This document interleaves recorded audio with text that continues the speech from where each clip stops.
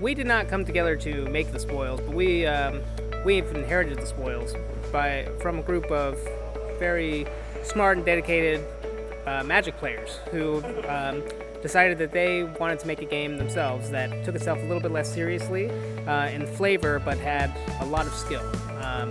So there are things like, in Magic you have lands, of course, and in spoils you have resources which function similarly.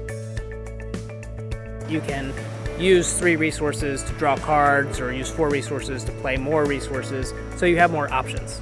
Yeah, we'd like to think of the spoils as the new old card game. This is our 10th year. It was born in 2006. It was picked up by Arcane Timon in 2009. It's been kept alive from a very loyal fan base all around the world. Last year was a banner year for the spoils, as we took it out to trade shows and got out into the mainstream media a little bit more, and taking spoils in and out of the hardcore gamer marketplace, where people are very familiar with the legacy and the complexities of spoils, but taking it out to people so that they can enjoy the world of Lyridia and the game. And we've seen some fruits of that in our Origins Award. We won for fan favorite Best Collectible Card Game this past year. And that's voted on by the participants of the convention. So that was really neat to see that people are responding in ways they've never had before to spoils. So what it means to me to develop a card game in general, I've been playing games my entire life. Competitively, semi-professionally, casually, all types. It really makes me really think deeper about those cards and what must have went into the process and things of that nature. And it's really exciting. It's really exciting to see all of your work kind of come into fruition at the tail end. And for me, I started as a player with spoils back when it originally came out under the old leadership.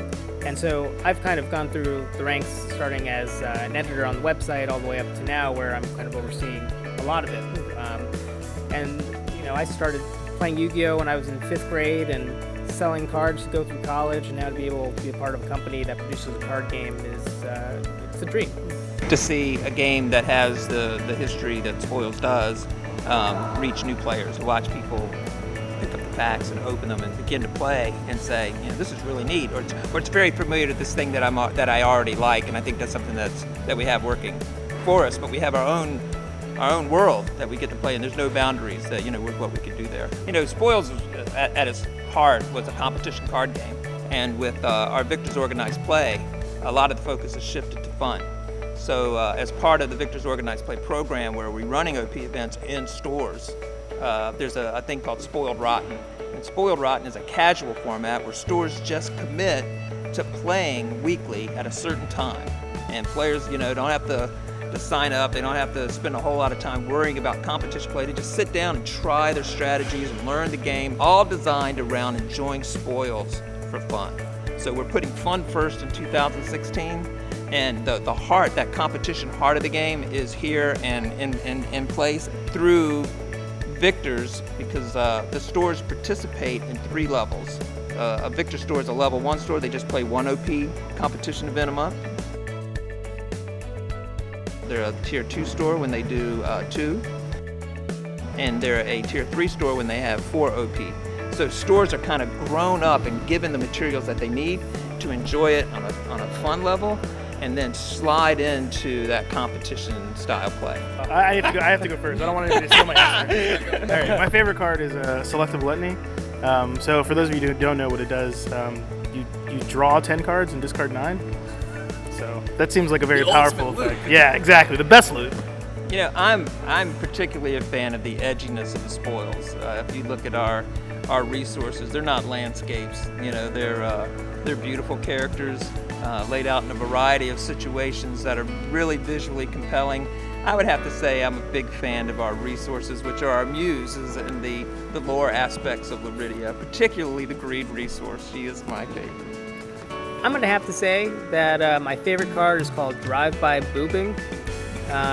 The effect is essentially destroying an opponent's character, but the idea that a car is going to go by with a bunch of voluptuous women and you're going to get so distracted that you get destroyed, that really appeals to me on a lot of levels. It appeals to a lot of players. And a lot of people really like that card. The next ARG event that we'll be in attendance at for sure is in Richmond, Virginia, and we'll be doing demos all day Saturday, and we'll be doing another 1K on Sunday, giving away a free Gen Con badge and up to $1,000 in cash prizes, as well as exclusive playmats, promos, various other things. Other than that, we are working with ARG to look for more opportunities in the future, but we'll definitely be at Origins this year doing another Victor's Circuit type event, and Gen Con's where we have our biggest events in the summer. But we definitely want to thank John Westcott, who